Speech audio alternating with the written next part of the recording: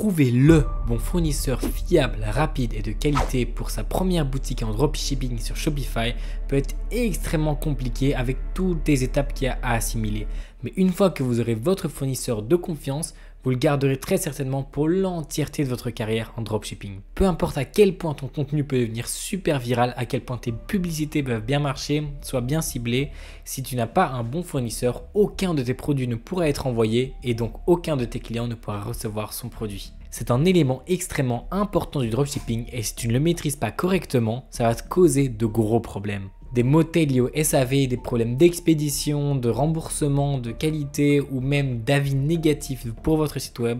Bref, ce sera un cauchemar. Si c'est la première fois que tu me vois, moi c'est Stan Ourmand, je fais des vidéos sur le business, l'entrepreneuriat et l'argent en général. Énormément de belles choses sont prévues cette année, donc si tu veux rien louper, n'hésite pas à t'abonner pour que je retombe dans tes pour toi. Aujourd'hui, je vais te montrer comment trouver ton bon fournisseur, sélectionner celui-ci, trouver les éléments qui permettent donc de choisir son fournisseur, comment le contacter et quel type de fournisseur te conviendra parfaitement.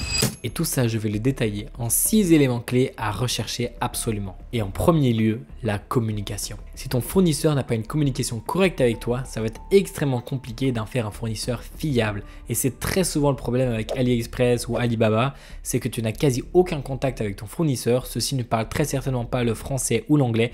D'ailleurs, je ne sais pas si tu le savais, mais la plupart des chats que tu as avec donc ces différents fournisseurs sont uniquement des traductions automatiques. Ça veut dire que si tu as une mauvaise traduction, la communication peut être mauvaise, ça crée encore des barrières. Donc vraiment, il faut faire hyper attention. Il faut que la communication soit un élément clé de ta relation avec ton fournisseur. Au début, tu n'y porteras pas énormément attention car avec une ou deux commandes, tu n'en auras pas réellement besoin. Mais au plus ton business va commencer à scaler, au plus l'entièreté de ta boutique va commencer à fonctionner, au plus cet élément sera extrêmement important. Que ce soit pour la personnalisation, le prix des produits, la livraison ou même la gestion des stocks en général, c'est super important. En bref, il faut pouvoir communiquer efficacement avec ton fournisseur. Le deuxième point, c'est la confiance. Imaginons que ton produit a super bien marché, tu as fait une vidéo qui a explosé et tu as tapé 100 commandes en une seule journée. Tu te retrouves avec 100 commandes à 25 €, donc 2500 € et tu vas clairement pas vouloir envoyer ces 2500 € à de nouveau quelqu'un de complètement inconnu. Car il y a beaucoup trop de risques que les clients ne reçoivent pas leurs commandes, qu'ils envoient simplement le mauvais produit. Ça va simplement te créer plein de problèmes supplémentaires et c'est vraiment pas ce que tu veux. Tu risques de perdre énormément d'argent et tous les soirs dans ton lit, tu te répéteras, le dropshipping est complètement mort. Tu dois avoir confiance en ton fournisseur et la confiance, ça se construit avec le temps. Mais tu peux la développer en discutant avec ton fournisseur, en commandant des échantillons ou même carrément en commandant une fois le produit chez toi pour être sûr que tout soit correct. De cette façon-là, tu pourras voir très rapidement à quelle vitesse ces fournisseurs sont prêts à expédier leur colis car c'est à cette vitesse-là que tu le recevras. 3. La qualité. Si ton fournisseur envoie des produits qui ne sont pas de qualité, c'est-à-dire qu'ils ne fonctionnent pas ou qu'ils sont endommagés lors de l'emballage ou lors de l'envoi, ou encore qu'il ne s'agit même pas du même produit, oui, tu vas être surpris mais ça peut arriver, alors clairement ça va être un gros problème. Tu te dois de tester la qualité de ton produit, c'est-à-dire que chaque fois que tu vends un nouveau produit, même si c'est auprès du même fournisseur, tu te dois de l'acheter au moins une fois toi-même pour être sûr de la version dans laquelle les acheteurs vont recevoir leur produit. Il faut que tu t'assures que ce soit en bon état, que l'emballage soit ok et surtout que le produit fonctionne et qu'il fait ce qu'il est censé faire. Et si au début tu n'as peut-être pas le budget pour acheter ce nouveau produit ou acheter plusieurs des nouveaux produits, tu peux essayer de lancer ta boutique et dès que tu as une ou deux ventes, là à ce moment-là tu rachètes toi-même ton produit. Il faut que tu puisses le tester par toi-même. Aujourd'hui, la qualité des objets provenant de Chine et même d'autres pays s'est grandement améliorée et donc il y a beaucoup moins de chances que ton produit ne soit pas de qualité. Mais ça peut toujours arriver. Le but de cette vidéo est vraiment de t'apprendre à avoir un business qui tourne, qui fonctionne et qui n'a pas trop de problèmes. Et pour ça, tester la qualité de son produit est essentiel. 4. L'adaptabilité. Tu veux avoir un fournisseur qui peut répondre à la variation de tes besoins. Si à un moment tu fais une ou deux ventes par jour et puis tu as une vidéo qui explose et d'un coup tu tapes 50 à 100 ventes en une seule jour, il faut que ton fournisseur puisse être capable de suivre le mouvement et donc de pouvoir expédier les différents colis. Le fournisseur doit être capable de pouvoir s'adapter à ton nombre de ventes pour pouvoir envoyer peu importe le nombre de colis que tu fais en une seule journée. Par contre, cette adaptabilité dépend forcément de toi et de ton fournisseur. Car si tu ne préviens pas ton fournisseur du nombre de commandes ou s'il n'est pas au courant que c'est possible que tes ventes explosent, celui-ci peut ne pas être prêt à devoir assurer ses commandes. Donc il faut que tu puisses avoir de nouveau cette bonne communication avec ton fournisseur. Mais celui-ci doit pouvoir suivre tes demandes, c'est extrêmement important. Sinon, tu seras bloqué à un certain nombre de commandes par jour et ça va causer un gros problème. parce que tu vas être obligé de contacter d'autres fournisseurs. Et là, je te parle même pas des nombres de galères que ça ramène entre les différents emballages, les différents temps d'envoi, à quel moment tu commandes chez qui. Franchement, avoir plusieurs fournisseurs pour le même produit, ce n'est que des galères. Pense aussi au fait que dans ta boutique, tu as très certainement des upsells et donc il faut que ces nouveaux fournisseurs puissent satisfaire également ces upsells. Donc vraiment, ça rajoute que des difficultés au fur et à mesure. Le cinquième point, c'est l'expérience. Imaginons que tu cherches un nouveau fournisseur. Tu en trouves un intéressant sur AliExpress avec qui tu as su parler, avec qui vous avez su communiquer, mais celui-ci vient de commencer dans le milieu et donc est complètement nouveau, n'a quasi pas d'avis et n'est dans le domaine que depuis moins d'1 an. Franchement, ce serait assez difficile de lui faire confiance par le manque d'expérience qu'il a eu. Justement, il y a plusieurs points auparavant comme l'adaptabilité et la confiance qui risquent d'être vachement compliqués avec un nouveau fournisseur. Tu as envie de quelqu'un qui est dans le domaine depuis un certain temps, qui a déjà fait du dropshipping avec d'autres personnes, qui sait comment cela fonctionne et comment gérer cette situation le plus facilement possible. Dans l'idéal, qu'il ait commencé à vendre avec des dropshippers, etc. depuis au moins 5 ans. Là, tu es certain que tu n'auras aucun problème. Et assure-toi de lui poser certaines questions, justement, de savoir quand il a commencé, avant de commencer à vendre avec ce fournisseur.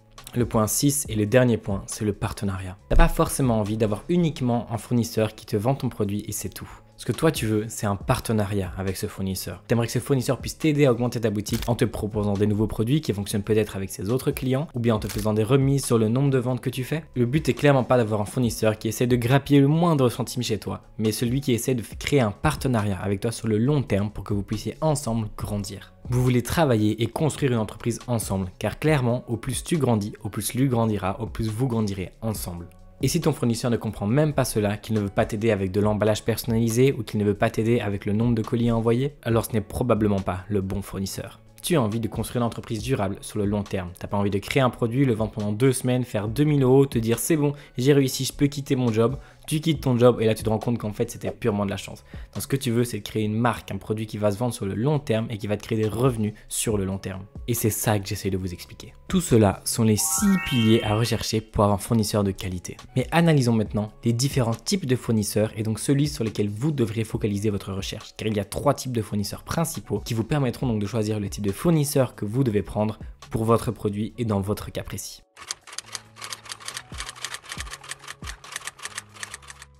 Nous avons environ 3 types de fournisseurs différents. Et en premier, les fabricants. Un fabricant, c'est exactement comme le nom le signifie, le fabricant du produit. C'est l'usine ou l'ensemble de personnes qui produisent le produit, très souvent depuis la Chine. Ils ont un énorme entrepôt ou une grande usine, il y a plein de personnes qui travaillent sur place et généralement, ils envoient leurs produits directement depuis le lieu de production. Le gros avantage de passer directement par le fabricant, c'est les coûts. Parce que très clairement, vous aurez les prix d'usine, ça vous coûtera encore moins cher et donc ça fera des énormes marges pour votre business. Mais le gros point négatif, c'est qu'ils n'ont aucune expérience en général en communication, en management ou en business en ligne directement. Ça veut dire que la communication va être mauvaise, que très souvent l'envoi et les emballages seront vraiment pas très professionnels et donc que vos clients auront une moins bonne expérience client. Vous payerez beaucoup moins cher, mais votre client le ressentira. Son colis sera explosé, il y aura de la grosse bande adhésive dessus. Franchement, le colis ressemblera très souvent pas à grand chose et il y a de grandes chances que votre SAV va être rempli. Et c'est pas vraiment une bonne présentation. T'as pas envie que ta marque ressemble à ça, que ta marque ait une impression d'usine chinoise. C'est pas du tout ce que tu souhaites pour créer une marque durable sur le long terme. Tes clients ne reviendront pas parce qu'en général leur expérience client aura vraiment été mauvaise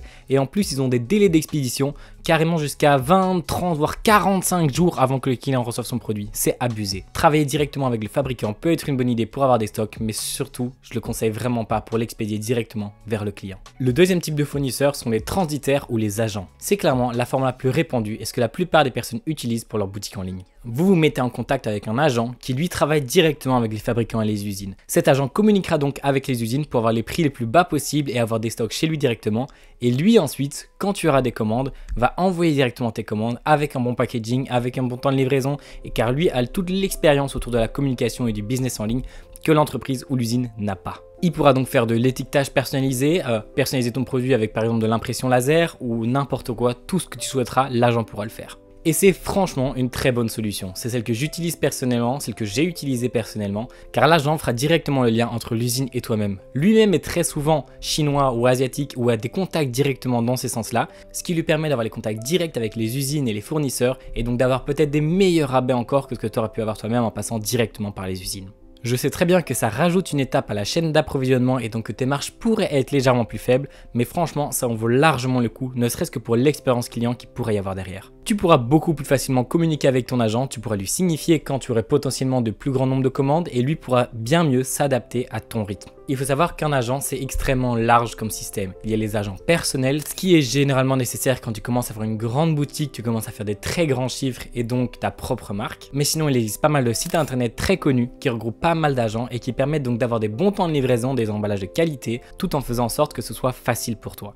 Il en existe plein, mais je t'en parle juste après. Le troisième type de fournisseurs sont les 3PL, la tierce partie logistique. Les 3PL sont les sociétés de logistique tierce, très souvent utilisées de nouveau quand la marque devient beaucoup plus grosse ou que vous avez des beaucoup plus gros chiffres. Ce que vous allez faire, c'est commander en gros directement donc chez le fournisseur, chez l'usine, et ensuite vous allez envoyer tous vos colis dans ces usines de logistique tierce et eux-mêmes vont s'occuper de l'envoi, l'expédition, etc. et donc de l'emballage. Ils sont légèrement beaucoup plus rapides en termes d'expédition car ils peuvent avoir des entrepôts tout près de chez vous. Un exemple typique de ce style de société, c'est directement Amazon. Vous avez sûrement déjà entendu parler du Amazon FBA.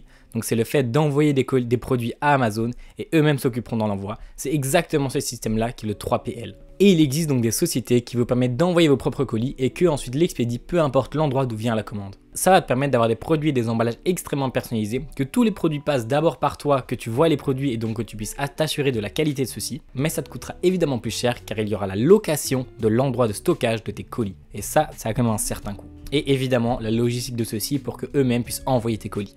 Donc c'est certain, ça a un coût supplémentaire, mais de nouveau, quand ta marque commence à grandir et que tu commenceras à faire plus de chiffres, ça deviendra très intéressant pour toi. Et enfin, comment trouver ces différents fournisseurs? L'option qui coche le plus de cases pour nous, c'est clairement la deuxième, c'est celle des agents ou des transitaires. C'est la plus utilisée et je vais t'expliquer pourquoi. Car sur ce genre de site, ça te permettra de trouver de très nombreux produits et donc pouvoir faire plusieurs boutiques, pouvoir tester tes boutiques et tester tes produits. Ça va te permettre de pouvoir vendre rapidement, de pouvoir très facilement, en quelques clics seulement, valider les commandes qui sont passées sur ton site et donc que l'expédition se fasse automatiquement. Pour cela, je vais te donner 4 sites que j'ai déjà utilisés ou que j'ai déjà énormément vus pour que tu puisses aller faire un tour. Nous avons CJ Dropshipping, Zenbox, Sourcingbox et AutoDS. Ce sont des sites qui sont très souvent utilisés, qui sont qualitatifs et qui sont reconnus. Donc pour ça, vous n'avez pas de souci à vous faire. Franchement, avec tous ces sites, tu pourras trouver quasiment n'importe quel produit et tu pourras commencer pour la plupart entièrement gratuitement.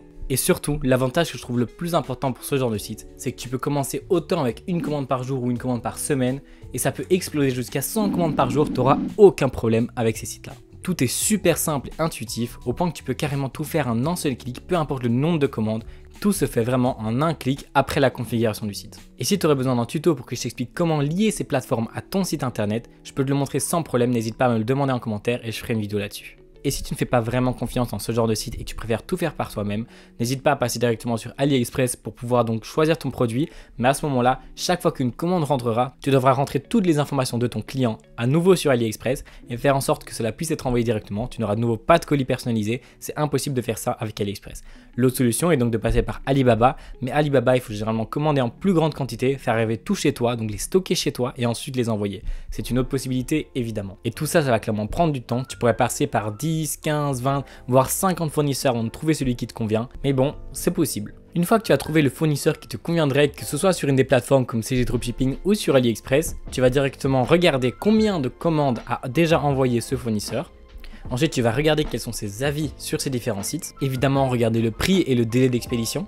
Et ce que tu peux faire ensuite, c'est de leur envoyer un message en posant quelques questions, voir s'ils sont réactifs, s'ils sont prêts à communiquer et donc s'ils pourraient être des bons fournisseurs pour toi. Voici par exemple un message que tu pourrais leur envoyer. Bonjour, je m'appelle Stan, je gère des boutiques en dropshipping et je suis très intéressé par l'approvisionnement de mes produits auprès de vous et de votre équipe. Je recherche un partenariat à long terme avec un fournisseur et j'aimerais travailler avec vous et votre équipe. J'ai quelques questions auxquelles j'aimerais que vous puissiez répondre. C'est un bon premier message à envoyer pour voir si eux vont te répondre et eux seront prêts à parler avec toi. Après ça, tu peux leur poser d'autres questions, comme s'ils soutiennent le modèle du dropshipping ou s'ils préfèrent ne pas avoir affaire avec ce milieu-là. Parfois, ça arrive. S'ils ont la capacité de traiter de grosses commandes, quel type d'emballage ils fournissent et est-ce qu'ils pourraient avoir des emballages différents si tu le demandais. Potentiellement même de t'envoyer une photo de leurs produits habituels, voir si ce type de colis te convient. S'ils proposent la personnalisation, que ce soit gravure, laser, sticker, s'ils proposent une certaine personnalisation dans leurs produits. Et enfin, si c'est directement un fabricant de ces produits ou simplement un agent et un transitaire.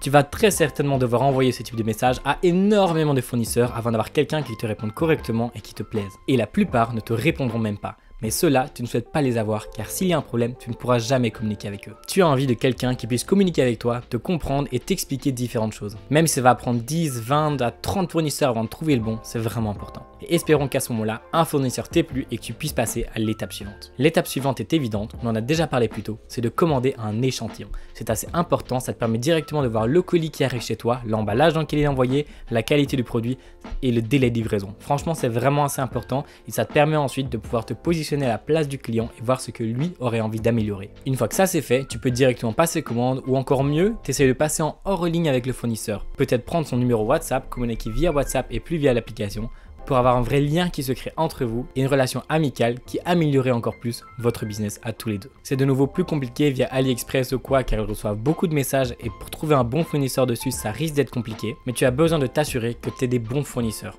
car ça va être essentiel dans la réussite de ton business en ligne. J'espère que cette vidéo t'aura aidé à comprendre un peu mieux l'importance des fournisseurs en profondeur. Et encore une fois, c'est une partie tellement importante de ton business. Tu dois en apprendre beaucoup et t'assurer que ton fournisseur sera un bon fournisseur sur le long terme et t'aidera énormément au sein de ton entreprise. Sinon, c'est certain, tu vas rencontrer encore plus de problèmes que prévu. Mais si tu en es à cette étape, que tu es en train d'essayer de trouver un fournisseur et que tu as regardé cette vidéo jusqu'au bout, c'est que tu es vraiment sur la bonne route pour y arriver. Tu es proactif et tu vas très probablement réussir sur le long terme. Merci d'avoir regardé cette vidéo, c'était un vrai plaisir et on se retrouve comme toujours jeudi prochain pour la prochaine vidéo. Tchuss!